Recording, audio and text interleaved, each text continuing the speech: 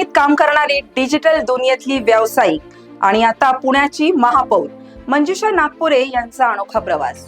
आज भाजपने मंजुषा नागपुरे यांच्या नावावर शिक्कामोर्तब केला असून त्या पुण्याच्या पुढील महापौर असणार आहेत। 46 वर्षाच्या मंजुषा नागपुरे या तिसऱ्यांदा नगरसेवक असून त्या MBA पदवीधर पण आहेत। राजकारणात येण्यापूर्वी त्यांनी IT क्षेत्रात काम केले आहे।